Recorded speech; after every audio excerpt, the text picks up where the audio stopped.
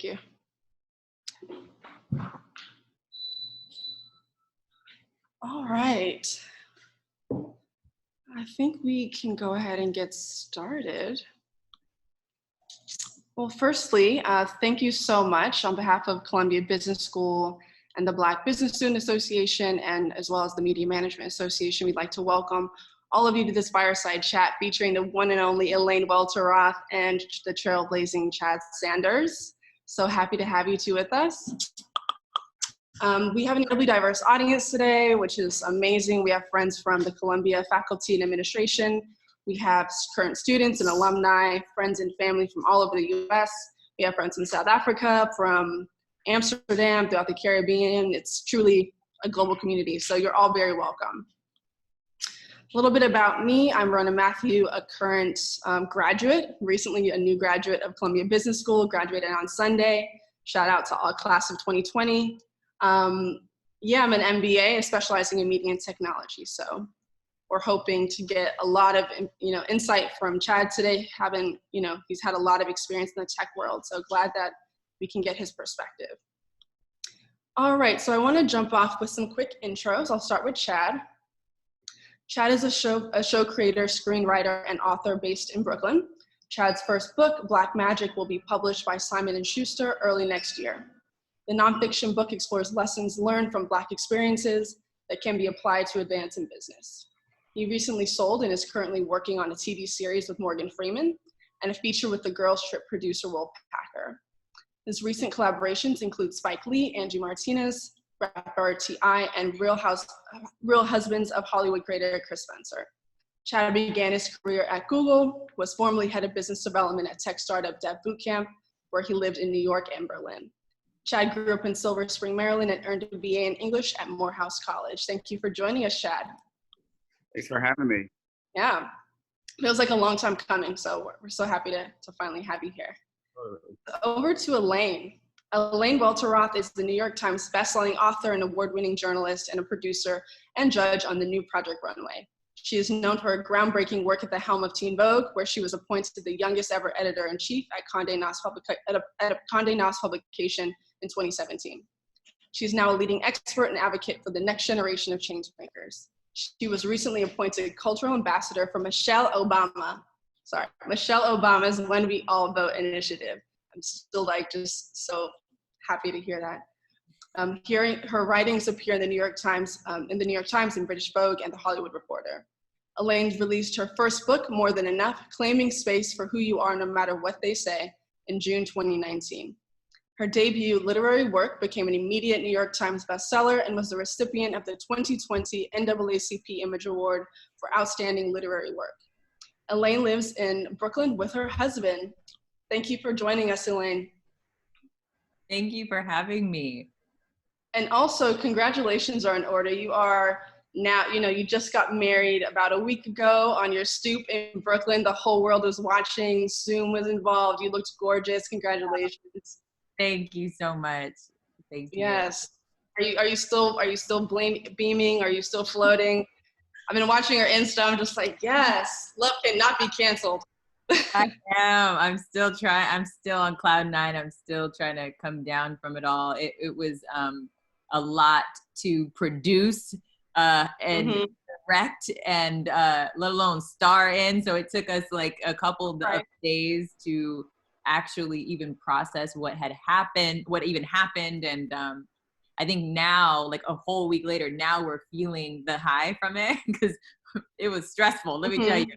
But we pulled it off, and it was very special. So thank you very much for that. And that was the first time I think I was introduced with the H word that I haven't even said yet. I read the bio. I was like, yes, we better already add that line. No, that's beautiful, very beautiful. Yeah, well, let's jump in. We have quite a bit to cover today, and I think we wanted to focus quite a bit on that big pivot, what it's like to move from working and navigating the corporate world to becoming an entrepreneur, being on your own. Elaine, would you mind just kind of like tapping on that a little bit and touching on it, and kind of kick us off by walking us through your background, specifically your career path prior to, during, and after becoming the youngest editor-in-chief at Teen Vogue at the tender age of just 29. It's incredible. Sure, I'll kick off.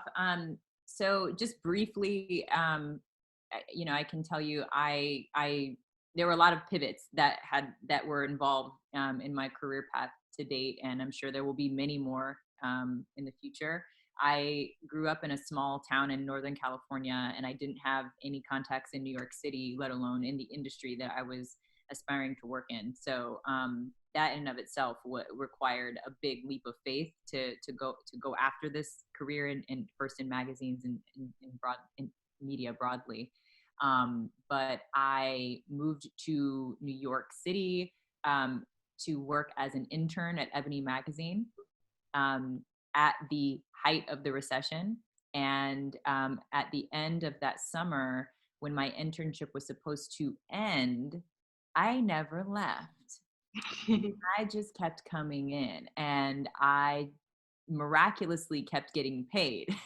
And I think that was just an error on the part of HR and payroll. But I kept doing the job, and I kept going above and beyond, and I worked every day like it might be my last, because it very well could have been. And I think it was maybe, I was like 5 months into this job that this internship turned job, that I actually asked for a raise, and for a job I didn't really have. Like, let's be real, that was a little delusional, but it worked out in my favor, and I was able to stay on and build the foundation of my career in media at Ebony magazine, which I am very proud of. And it required a lot of, it required being scrappy, to say the least. It was a very small team.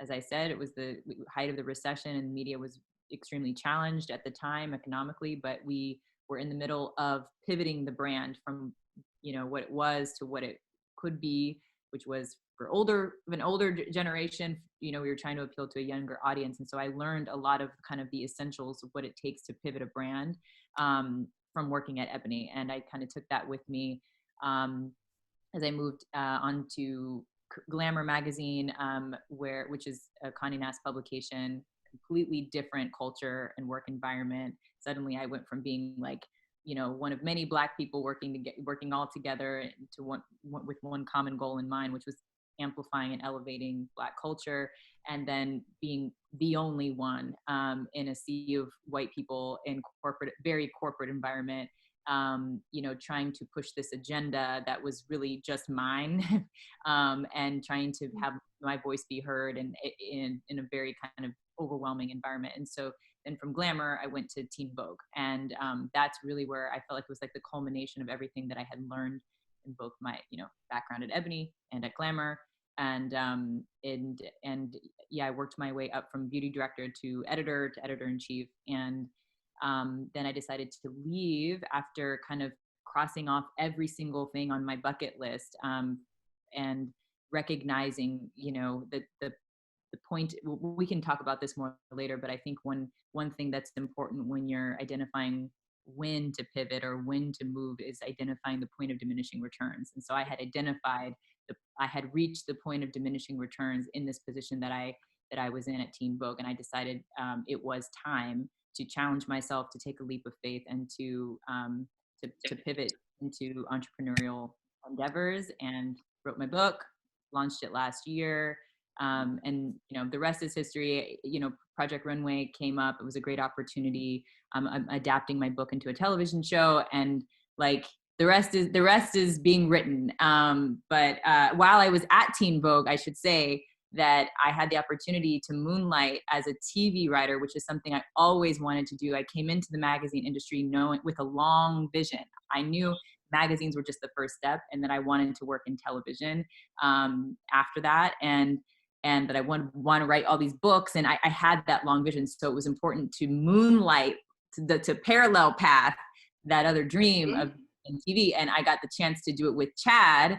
And I'll let him kind of talk about that experience and like what it meant to, for his career. But it was such a fun way to like stick our stick our toe into new waters and do it together. And yeah, that was Grownish, and that's even kind of evolved into other opportunities. So now I'm going to pass it over to Chad and let him give his breakdown. Yeah. Thank you. Should I just jump in, Rona? Go ahead. Jump in, please. Yeah, I mean, first and foremost, I haven't actually talked to Elaine since she got married, which is unusual. We usually, I think Elaine's frozen. Uh-oh. Is she frozen for you, Rona? No? Yeah, she's back. She's moving again. Congratulations, E. I haven't talked to Elaine since she got married. Me and 6 days ago. We're best men in the wedding from afar. I mean, Elaine's like not my industry friend. She's like my friend. So that was like, Elaine has a way of like condensing so many things that have happened into a really eloquent, like short storyline. But everything she just described, getting married, her transition from Teen Vogue, like I was around for a lot of that. I was around for basically all of that. In fact, like sometimes like sleeping on their couch and stuff, just because New York is crazy and lonely, and those were my homies. Those are my family, and everything she just described, there was so much heart and so much torment and fight and struggle that went into it. It looks really good written on the inside cover of a book, but it's gritty and it was raw, and there's a soul element in there that I think is important to call out as we get into talking about entrepreneurialism. My own path, which I'll describe, similarly, like how you look on the inside cover of a book, is I grew up in Silver Spring, Maryland. That is a very, very suburban suburb of Washington, D.C. It's like an all-American kind of town. It's pretty diverse. I went to a arts public school for high school. So 60% of my classes were liberal arts, and that's where I really sort of got my 10,000 hours writing. And I was a musician. I did basically every club, every team, all kinds of stuff like that. I was on the basketball team. And then I went to Morehouse, an HBCU, which was very much inspired by my mom, who went to Spelman, another HBCU. And then from there, I got my first job at Google, and I didn't know what to expect at Google. My dream growing up was to be a sports agent. I mean, my first dream was to be an NBA player. And then I grew to the enormous height of 5'8" in tennis shoes. So that was my first pivot. Then I was like, all right, well, I'm not going to be a ball player, even though I can hoop. I'm going to be a sports agent. And then when I got to college, my eyes started to open up to other pathways. I started to see business as, a direction for me and a way that I could sort of use some of my creativity to build something. I went to Google. Hey, Lester, it's Janelle. Stern just gave me a buzz, so right on time. Sorry, for Janelle. this film in the Black Lives.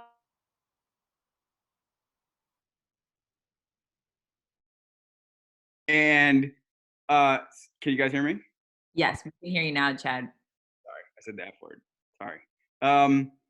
So I went and worked at Google, and Google is where my eyes were open to all the other pathways of how you could live a life. That's where I got to travel. I went out of the country for the first time. I lived in London for a little while.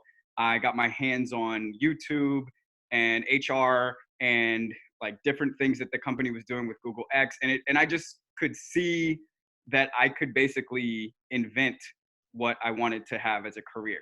And my time at Google was both very eye-opening in that way, and in some ways it was also a little bit traumatic. It was where I first really truly experienced feeling silenced as a Black person, and it was where I first truly experienced feeling confined racially, which I think is more part of the structure of corporate environments in general, and not so specific necessarily to Google. But then my next pivot, quote unquote, was when I started to look around and realize that to elevate in that company, I would have to really invest myself in a culture that didn't suit who I actually was. And so I left and went and joined as a partner at a tech startup. At the time, we were about 15 people when I joined. By the end of it, we built an education tech startup that had, a few offices around the country. I went and started the Berlin operation. We grew the company to the point when Kaplan came in and bought us out. I didn't want to work for Kaplan. So, I was about 27. And at that point, Elaine was, I believe, just making her transition. She was like, Elaine was really starting to understand her power in that moment, I think, at Teen Vogue. And some combination of like realizing myself that 30 was around the corner and I wanted to be myself and be who I thought I could be as a creative and as a writer, and seeing also Elaine kind of seize and wield her own power, I decided to sort of take a moonshot of my own. And I went and wrote a TV pilot. And the goal initially was just, I'm going to go find somebody to finance this pilot. I'm going to go find a network that will air it. I'm going to go get the money for it. I'm going to like really try to ski mask this thing. And I had like a little table reading that I'll never forget. It was me and 6 other people. Elaine and her husband, Jonathan, who actually introduced Elaine and I, were all present. And we sat and read the script. And I just remember walking out of that table reading, which we all took, now that I look back on it, we took it so seriously. Like everybody brought it, you know what I mean? Everybody was so honest about their feedback. They were so real. Voices, and it was not fluff, right? It was a work session and people took time out of their days and nights to do it. And I came out of there and I was like, I realized, and then I was like, oh, I can be honest about my gift now. Like this is a real thing. And these people who are very smart and talented believe in it. So I'm going to go hustle this thing. And we'll get into this a little bit later, but I ended up meeting Spike Lee at a coffee shop. He called me a week later. I was sitting in the barber's chair. He told me to pitch him my TV series. I pitched it right there in the chair. And maybe 2 weeks later, he and I were on a flight to Hollywood, and thus began my career as a screenwriter. Wow, you two are the most multi-hyphenated people I think I've seen in a long time, especially at such young ages. Elaine, your book, More Than Enough, has been called The Millennial Becoming by Entertainment Weekly. And your book, you've described your book as a triumphant liberation story, a signpost to other women, guiding them to remove self-doubt, dream bigger dreams, and live their purpose. I'd love for you to share a little bit about the void you were trying to fill with your book. I really wanted to write the book that I needed and wanted to read when I was sorting through for the first time, what am I here to do? What is my passion? What is my purpose? What am I going to do with my life? I think it would have been really helpful to have other women who I look up to, who look like me, who I could relate to, offer their blueprint, and not just the highlight reel, but the real. And I wanted to kind of dispel some of the lies that we sell each other about success on social media, because we really only ever get to see the filtered, glossiest version of each other's success stories on the internet. And we see the headlines and we make assumptions and we start to compare ourselves. And I think that's detrimental to our collective growth as women leaders. I think that what is more beneficial to the collective is to tell the truth and to tell the hard truths. And I recognize that there really wasn't a platform for that in this era of the internet, where we only read headlines and we only scroll highlight reels. There's only so many cute boomerangs I can put up that, like, at some point it started to feel like I was contributing to the lies that I had been sold about success as well. And I felt like I felt dishonest. And I think at the heart of every journalist is a truth teller. And so while it was uncomfortable to turn the lens on myself and my own life and to share personal stories and to become the subject of the work, that was an uncomfortable pivot. But I knew that it was necessary because there were truths that I was burying, that I had buried, or that I hadn't been able to share, that I thought would be liberating for other women who were on the same trajectory as I was, either behind or in front. And I wanted to start cracking open conversations that we were not having enough. And I wanted to, leave, as I say, like you leave some like, cause I feel like because of my career path and because of the positions that I've been in, I have been labeled a trailblazer, and I've seen that in headlines, and I don't feel that I've earned that if I haven't done everything that I could do to leave signposts along that trail that make it easier, that make it less daunting, that make sure that the second, third, fourth woman of color behind me doesn't feel, as alienated as I did in the process. And so, it's my offering, it's my testimony. It's to me more than a memoir. It really is about sharing tools. And I do believe that there's something really powerful that happens when we give women permission to tell the truth. It opens up, it opens up dialogue that is, that has the power to liberate another woman. And I have heard so many other Black women in particular, share their stories of working in corporate America, and kind of lessons that they had to learn on their own the hard way. And it's become like putting this book into the world and going out and touring it, and doing these exercises, which I always do these exercises. I hope we should do this today, Chadsky. I do these exercises during my book tour, whenever I'm speaking about my book, so that it takes the focus off of me, my career, my journey, my book, and really it shines a light on every single person and their story and their journey, and where they are now and what they're trying to do. And so the subtitle of my book is Claiming Space for Who You Are, No Matter What They Say. And so there's this exercise that we do where it's like fill in the blank. So it's I am Chadsky, and I am claiming space for fill in the blank, no matter what fill in the blank may say. And every time we launch into that, I will tell you, it always feels scary and always feels silly a little bit. Like, will anyone, is this corny? Does anyone want to do this? But then once the first person puts themselves out there and accepts the invitation into a vulnerable exercise, the floodgates come down, the praises go up, as Chance Rapper says. Everyone just feels like waves of emotion and connection and like, me too, and a different type of me too. But it's like, it's incredibly empowering when we do that, when we can get out of our own way and share where we are and where we're trying to go and what is holding, and we name what's holding us back. I think that's really important, especially in a moment like this where it feels like we're like swimming upstream and there's so much that's holding us back. But when we name it, we can identify whether it's actually internal or an external, whether it's real or imagined, and we can start to identify how much power to really assign it or how much power we can actually take back from it. So I'm just going to plant that seed.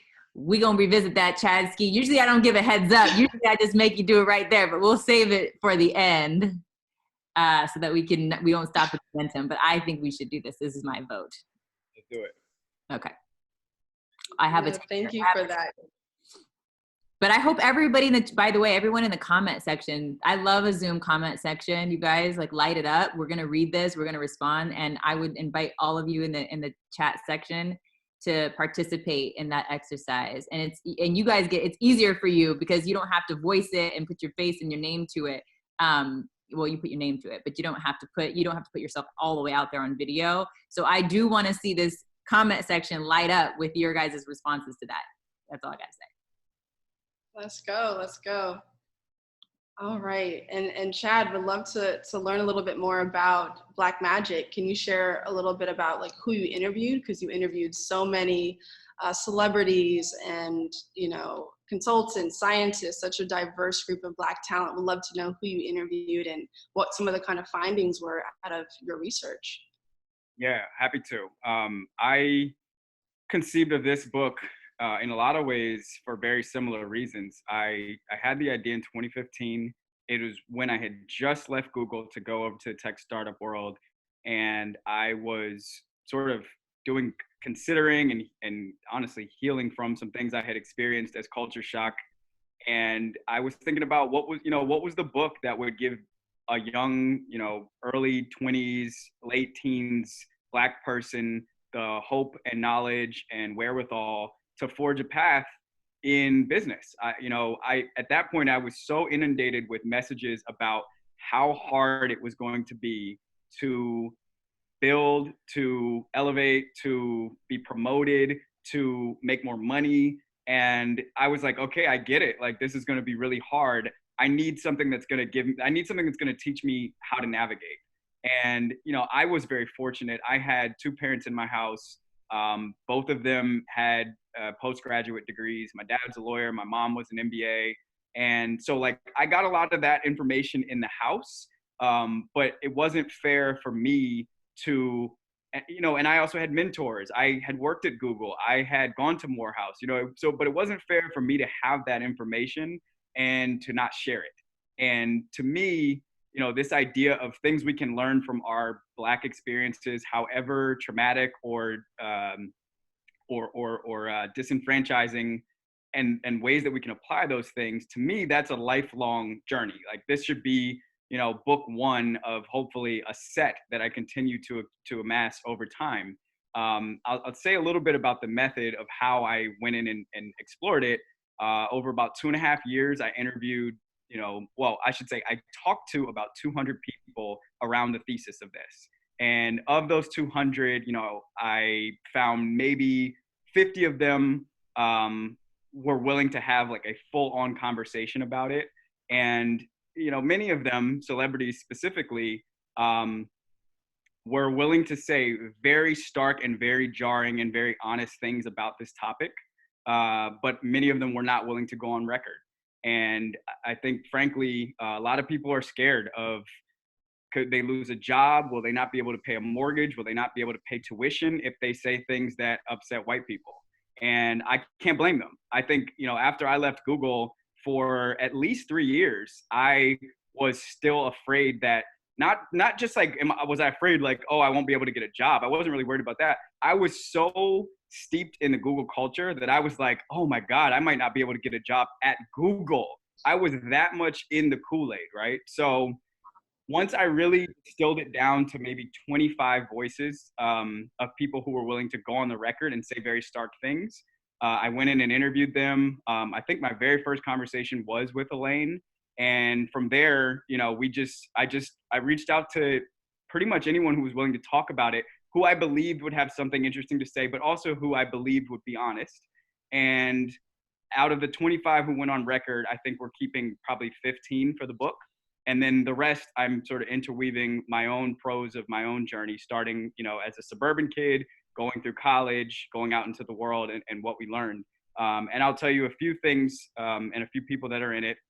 So there's Elaine, obviously, who's our generation's Oprah. There's DeRay McKesson, who's, like the leader of the Black Lives Matter movement, very controversial, born to drug addicts in Baltimore. There's people who I think folks are going to be introduced to, but who they need to know because they are exemplary. There's Joel Burks, who you went to college with, and Jason Crane, who together built in their 20s, invented a technology and sold it to Amazon for millions of dollars, like in their 20s. Two graduates, one from Tennessee, one from Kansas City, like real. Those are the kind of people that are featured in the book. And what I learned from the book, or what I learned from the conversations, was that people experienced several themes that existed in all Black experiences, or in many Black experiences, including isolation, which can cause detachment. I think it's, we're all well versed in the fact that places like Google, JP Morgan, Facebook are all under 4% Black. Isolation is something you have to get comfortable with if you're going to have success as a Black person. You're going to learn how to be the only one in the room. You're also going to have to learn how to use that to your advantage where you can. There's code switching, which is being able to go have dinner with your family, being able to go to the family reunion, and then being able to go speak at Harvard. Like, that's going to be a part of your experience. And that requires a certain versatility of language that serves you very well in business. And I found faith. Faith and religion came up over and over again, and I did not go in meaning to feed that. I am personally religious, but I didn't even ask questions really about God. It just came up over and over and over again, and it matched the research. 97% of Black people say they believe in God. Faith is a part of business. You have to believe in something that you cannot see yet if you're going to be an entrepreneur, and you have to be able to see around things that are blocking it. And that's very much, I think, rooted in a religious or a faithful sort of way of thinking. So that's what the book is, and it comes out early next year. Woo! Wow, I know. I cannot wait to read Black Magic. Cannot wait to read it. More than enough completely changed my life. I read it last summer. It was my first time working in corporate America. I had so many different things going through my mind, dealing with imposter syndrome, dealing with being othered, and still being in a great place of, so much creativity, but I felt inadequate. And I think your book helped kind of guide me through dealing with those insecurities, like being able to discern between what was real, what was not. Like, it was incredible. It really is life-changing. So thank you again, Elaine. That was truly a gift to the world. If you haven't read More Than Enough, go get it, like, now. Like, wow. Go order online, go figure it out. You don't know what you're doing without that book, honestly. Wow, yeah, so, that means a lot. That means a lot. Thank you. No, thank you. If we could move a little bit to kind of just doubling down on personal development, and especially right now, I mean, there's so many people thinking about their own pivot, especially right now when they have more time to introspect and kind of think about what their next step should be. Can you maybe share a little bit about whether you advised, if people should wait, basically, if people are considering changing their career path, should they wait for this new normal, right, for things to kind of even out given everything that's going on with COVID, or would you recommend forging ahead without knowing what the new normal will be? And that's for Chad or Elaine. I know I kind of sprung that up, but I was just thinking, sorry, go ahead, Elaine. I mean, listen, anyone who tells you that they have, crystal, like the magic crystal ball to give you advice from that is going to, be rock solid is lying to you, is selling you lies. We are living in an unprecedented time, and there isn't going to be one universal truth that is going to solve everyone's problems. And I don't want to position either of us as experts on how to pivot during a pandemic. I think that we are all trying to figure it out. And I think there isn't one way one right way. There isn't one wrong way. I think we are all having to lean into our creativity. We're all having to be inventive and innovative, enterprising. We're all leaning on our faith if that's something that is a part of our walk. And so I think that if you have an idea, if you have, something that is a calling that was there before this, or that was inspired by this, whether there was a pandemic or not, you have to answer the call. I believe it's our only duty on this planet is to respond to that call. And to recognize that it may not come again, and that those calls don't happen often, and they don't happen to everyone. So it's a blessing to have an idea. It's a blessing to have a spark. And Chad's book started as a spark. The notion that Chad could be a TV writer, that was a spark. And then we fueled that. We fanned the flame, or whatever they say, and it became this roaring fire. And we're still only at the beginning of really seeing all that he's capable of. And the same is true for all of us. So if you have a spark, this is the time to be figuring out how to grow it, how to ignite it, how to make it bigger, how to invest in it. And I think if you're not willing to take a bet on yourself when all bets are off, then we're gonna have to have a separate conversation. You know what I mean? I think the harder thing is when you don't have a spark or an idea or a passion or a direction. I think that's the harder thing. And that wasn't part of your question. So I'm going to leave it at that. I think like if you have an idea, run with it. And, the answers will come. I do believe that we all become magnets for what it is that we're searching for. But you have to name it. You have to claim it. You have to write it down. You have to create an action plan, and all of what you will need to make this a reality. I believe, and it has been my experience, that you become a magnet for those things, but it doesn't happen like passively. You have to be in motion. You have to create the momentum, and you have to take the action steps. So that's what I have to say about that. But I don't know if you want to add anything, Chad. Yeah, and I'm not going to try not to what Elaine says, but the truth of the matter is, like, it's so good for her to give the disclaimer that we're still trying to sort this out, right? Because it's almost our job now when we get in front of microphones or in front of cameras to speak them with authority. But 90% of the conversations that we have as friends is us trying to figure this shit out together. It's us trying to figure out, is it time for me? I mean, a pivot is such a nice way to just say, like, I quit, I'm trying something else. Like, it's such a nice way to say, I failed, or quote unquote, like, I'm putting a stop to this thing where I keep banging my head against the wall because there's something else that I can roll down I'm more conducive to success here. So like Elaine said, a lot of times I think it just starts with a feeling more than anything. It's like, I try to pay attention to, when do I wake up with butterflies, like excited butterflies, and when do I wake up with dread? And if I'm waking up with excited butterflies, more often than not, that means I'm onto something. I'm moving the right directions. When I wake up with dread, it's usually because I'm trying to be impressive to someone else. I'm trying to prove something to myself instead of figuring out what I can be good at or offer someone. It means I'm probably being dishonest with myself about my gift. Elaine mentioned fanning flames. Like, if there's anything I can say, a lot of what we're saying here is experimental. It's like, this is what I believe, and I'm putting those things to the test every day. One thing I know for sure is the easiest way to miss out on your gift is to surround yourself, or to allow your hating ass friends to stay in your life. Like, you have to get away from those people, and you have to get close to people who are going to say, I see what you're trying to do. It's not perfect yet, but I'm going to help you fan that flame. I'm going to give you criticism that is kind, that is honest, that's not going to crush your dream, that's going to continue to fuel you and push you in the right direction. Elaine is that kind of friend. The people who you invite to come see your business proposal should be those kinds of friends, right? It shouldn't be your friend who gets a kick out of being cynical.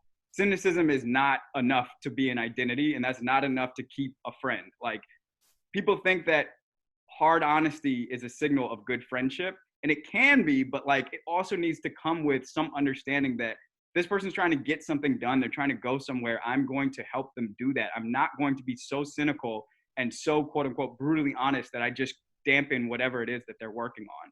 So for me, that pivot was, I wanted to be an artist. I was afraid to talk about being an artist. I was afraid to tell my parents I wanted to be a writer. You know what I mean? Because I personally wasn't sure if I was good enough yet.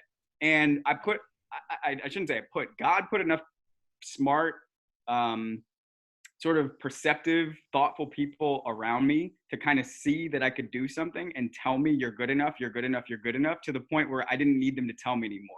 And at that point, now you're rolling. Now you can make a business. And I think, like, nothing can stop you then. Mm-hmm. Yeah. No, thank you for sharing that. And also wanted to chat a little bit about the community and friendship component that you both brought up. And I think part of what makes both of you so special on this Fireside Chat is not only do you guys do incredible work individually, but you all have collaborated professionally, having co-written for Grownish. Would love to know kind of how, you think about building that community around you, and how did you know, or I guess in your case, Jonathan, Elaine's husband, knew there was something really special between the two of you. So how do you know when those creative synergies, like how did you know those creative synergies existed between you two? Because we'd love to know how you think about building community, building the right people around you. Is it gut feel? It's like, what is it?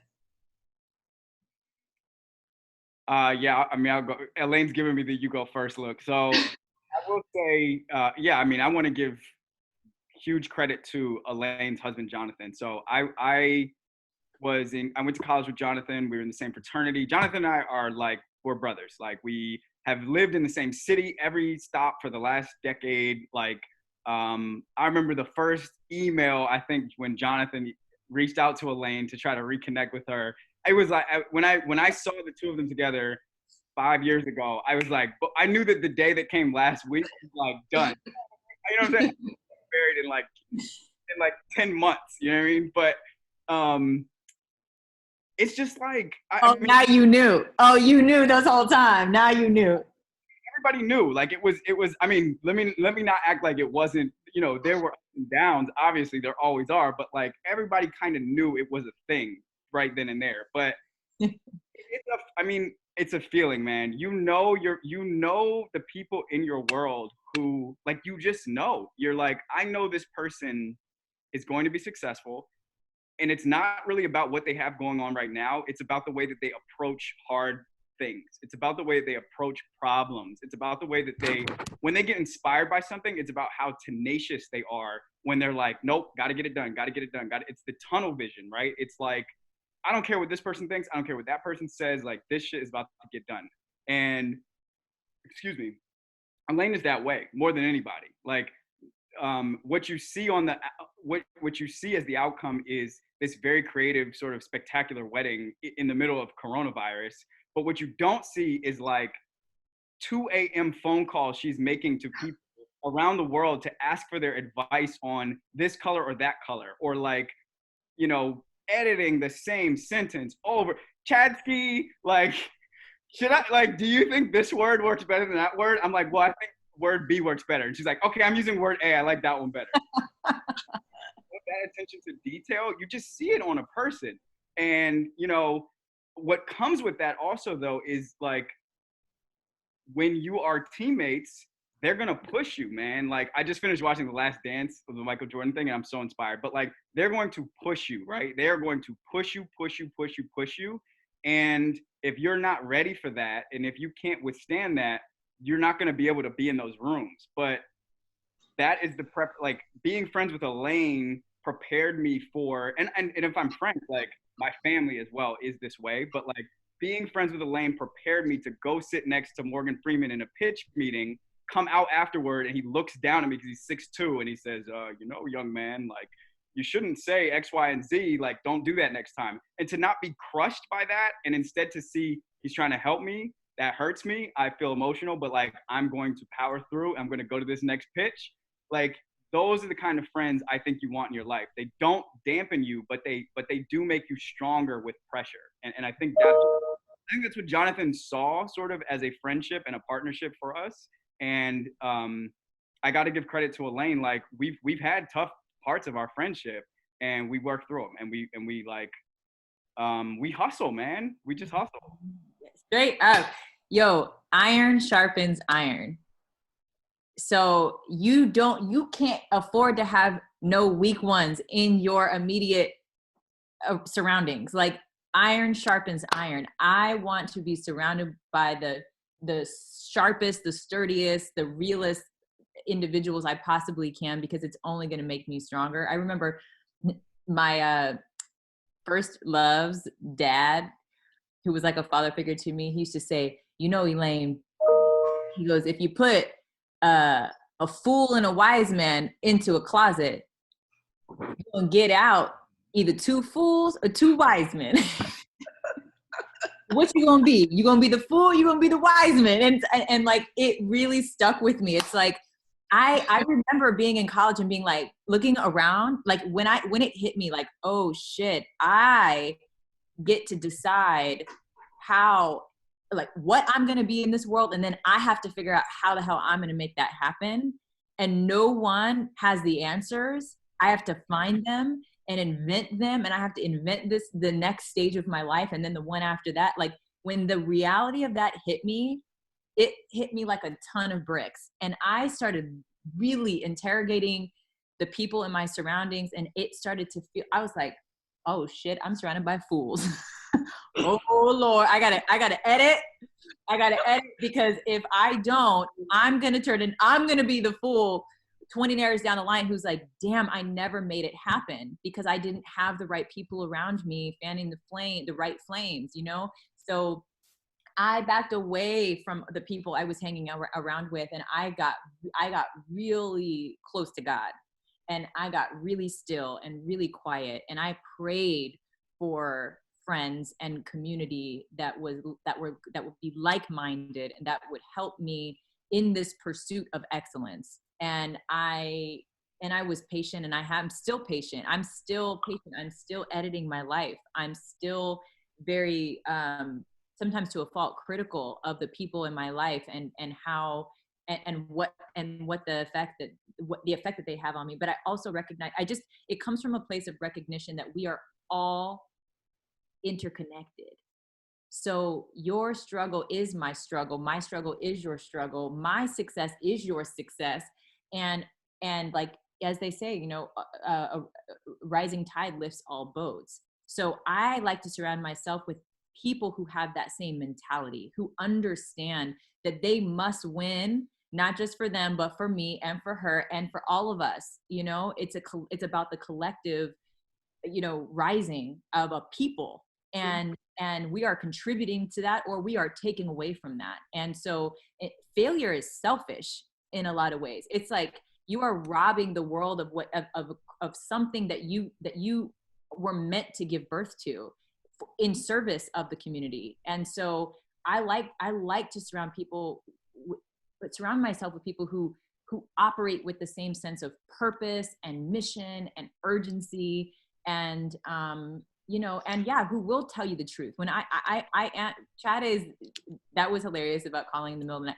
That is me. I part of why I need to edit my, you know, my community is because I call on my community a lot, and I care about what they think, and they are my first line of defense. And you know, I am very self-critical, and yet because I am my self-critic, my inner critic is seeking perfection and knows that I need other people to help make me better, to make me the best. And I would rather get that harsh critical feedback from my inner circle from a place of love than get it from the world. So I put myself out there relentlessly, like to my people. And I'm like, is this not just good, but the best? Like, is this the absolute best it can be? And if it is not, how can I make it better? Like, before my book came out into the world, which, by the way, writing a book is the scariest thing you could ever do. And particularly a book that centers yourself and your story and exposes all of who you are. It was very scary to do, especially as a journalist. Listen, I recommend, first and foremost, use your advance, if you get one, to go straight to the therapist and get weekly appointments to go through the process. But when I was at a place where I had the body of work and I felt like it was almost ready, it was almost done, I gathered my 5 most respected critics in my inner circle, and I had them sit in my living room, and I asked them to read it. I gave them parts. Chad was one of them. And then we just had like really rigorous conversation about it. And it felt so, it was everything. It was everything. It made my book better. Chad questioned me about I know many of you haven't read my book, but there's a part of the book where I talk about bougie Blacks. and my introduction to the bougie Black community or society, whatever. I was raised in a very kind of middle class neighborhood, and so this idea of like Jack and Jill and like, you know, vacationing on Martha's Vineyard was a new thing for me. But Chad was raised in this kind of environment, so he challenged me about some of my stereotypes that I was putting out there, and actually helped me realize that I am a bougie Black person. And so if I'm going to speak about them, I need to recognize that I am on the spectrum, even though I've been adopted into it. I wasn't born into it. And so I just get offered that as one kind of small example of this blind spot that I had, that he shined a light on. And I would have much rather had Chad shine that light on my blind spot while we were together in a room, rather than it being a troll, do it on Black Twitter and it become this whole trending topic and I look like an asshole. So, you know, I think you have to surround yourself with people who make you better. Iron sharpens iron. The last thing I'll say about this is, how do you know, to answer your question, how do you know when someone's like for you and when there's chemistry and when it's a good relationship to invest in? I think you measure it by how you feel when they leave your presence. Mm-hmm. Do you feel lighter or heavier? Do you feel more lifted or do you feel more depressed? Do you feel more expansive or do you feel smaller? That is the ultimate test of if someone is good for you or not. And that is whether that's friendship, that is, you know, professional partnership, and that is romantic. I think it is the only way, people can lie. Like when you're in the presence of someone, you can be under their spell, and it's sometimes hard to know what's actually happening, and you can feel really good with someone, but when they leave your presence, that's the truth. What you're left with is the truth. So I think that will never steer you wrong. Wow, is it Sunday? Because I feel like we're in church right now. There's so many gems you two have been dropping. I'm over here taking notes. I blame Chad. Chad started this. He got me out here cussing. So good. I definitely wanted to make sure, you know, some of our guests had an opportunity to ask you all some questions as well. So I see Shannon Sanders actually threw a really great question in the chat. This one's for Chad and Elaine. Can you talk about your daily ritual / practice? What do you do to find your voice, and when and how do you write during the day? And she's actually a writer. So that's first on that one. It's a funny question because the person who asked it taught me how to write. That's my I thought it was your sister. Who is, and I am not just, she's an exceptional creative fiction writer. She has her own book in development now. And she's just a beast. She taught me how to write, and she's been doing it since she was like 2 years old. So like there's so much talk about, I'm interested to hear what Elaine has to say about this, because there is so much talk about like morning pages and the artist's secret. I don't know, like I gotta be honest, like I don't read all the like self-help books about writing. I have one book that I recommend, which is called On Writing by Stephen King, which is crack. But other than that, like I think Lil Wayne said it on a Drake song, right? He's like, some people need like a hook and a beat and an inspiration, all this stuff. And some people just like, you just write. You just sit down, you pay attention to like what's right here. You clear out all that other stuff, like get upright somewhere, like get your hating friends away, get all that other noise out, get Twitter and Instagram, turn it off, and just like, what is right here that you have to say? Are you mad about something? Are you excited? Are you in love? Are you hurting? Are you hungry? Like, and if you pull it from like right out of here, I think people also get caught up in like, I wasn't like classically trained as a writer. I didn't go to all these workshops and have perfect diction and semantics and all these things. Some of the most exceptional and the most successful writers in the world are people who were not trained in writing. They have terrible diction and grammar, but they know how to just clip exactly what they're trying to say. They cut out all the fat. It spares a bone, like Baldwin says, and you just push.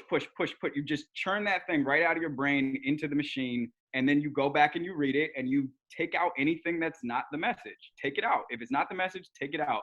And I do that 6 days of the week.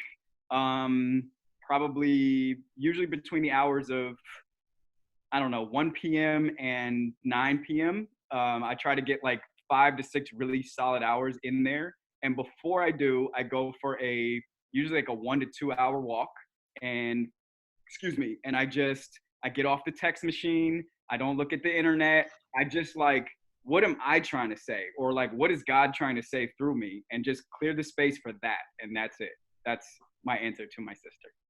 That's amazing.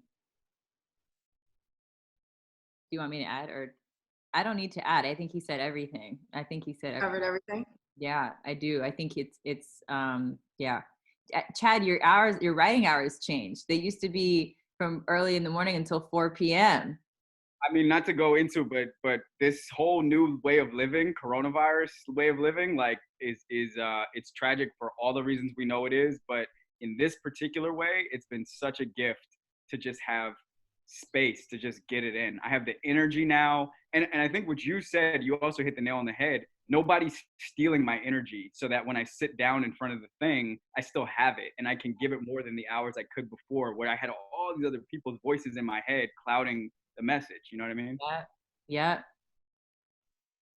Also, I see it's 2:00, so I just want to be mindful of your time, but we do have a quick question for you, and this is something the BBSA was hoping for.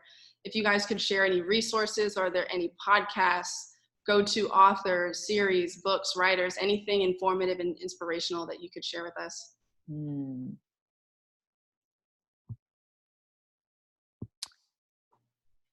I would say the War of Art, a really important book that, and I don't mean that wasn't an accident. I don't mean the art of war.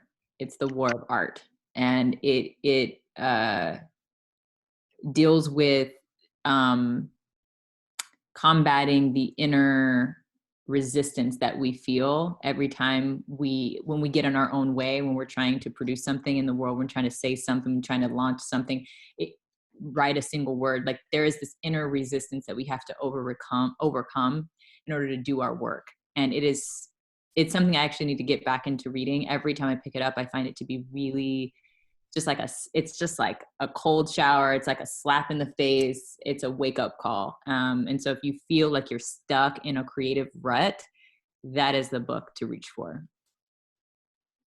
I mentioned On Writing by Stephen King. There's Tim Ferriss, who for all entrepreneurs, I recommend his writing. His tone is a little blowy, so if you can get through that, he is excellent at distilling messages about efficiency, taking inspiration and turning it into productivity, and doing it without selling your soul to toiling in hours and hours and hours of working for somebody else's dreams. He has a podcast. He has, the book that made him famous was The 4-Hour Work Week. But he's got a book called Tools of Titans, which has distilled, I want to say, like 250 interviews he's done with highly performing people down to key messages.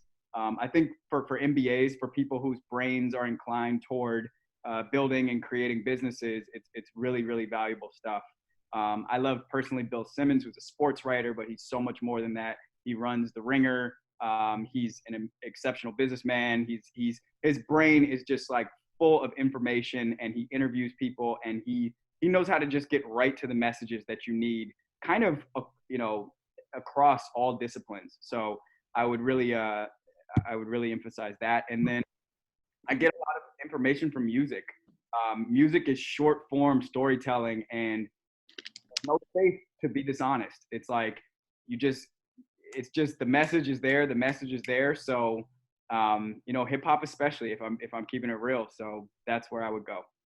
I love that. I just want to add that this is the most important book in my life that I read every morning, which is Jesus Calling. And it is, whether you believe in God or Jesus Christ or not, it's less about religious belief systems, and it's more just a centering practice. Every morning, it's a devotional, and I have been reading devotional since I was a little kid. My mom used to force us to start our day reading devotional. She'd be at her desk at like 6 a.m. and she'd call to wake us up and make us read it together over the phone. It just became kind of a practice for me, and it's been really helpful because there are so many distractions, and there are so many, like at the minute you open your phone, you've been hijacked, your mind, your spirit. has been hijacked. And so I try as much as I possibly can to reach for this before I reach for this in the morning. You know what I mean? And so and then the other thing I was just gonna say is, Chad, you inspired me when I went to go look for my devotional and I heard you talking. I was like, okay, I'm about to reread The Tools of Titans and the 4-Hour Work Week because you said so. So thank you for that. And this is War of Art, which has no cover. It has been beat up. This has gotten me through way too many things, and now I need a new one. So, but yes, Oh, those are great recommendations, Chad. Have you been on Tim Ferriss, E? No, I haven't, but I actually that's one podcast that I haven't listened to in a long time that I also want to get back into. Cool. Nice. Well, thank you both so much for your honesty, your vulnerability, your art, your businesses, all of these resources. I'm over here taking notes. I'll share them. Yeah, this was incredible. And thank you to our guests as well, all 180 plus of you that joined us in conversation this afternoon. And yeah, we've recorded the video, so we'll make sure to share. But thanks again for everyone who joined. Yeah, and thank you guys for those in the comment section who've been sharing your more than enough exercise. I see you. I'm gonna go through and read the rest that I missed, but those were really powerful. So thank you guys for participating in that. Thanks, y'all, and thank you, Rona, for organizing and inviting us. Rona. Of course. I'm so glad we got to do this together. It was amazing. Thanks, guys. All right. Good luck, everyone. Stay positive. Have a great day. Thank you. Bye. Bye. Thank you so much. This was awesome. Thank you. Thank you. Thank you. Thank you, Bye, guys. This was everyone. Thank you so much. Got this. Thank you. Bye. So awesome. The crap.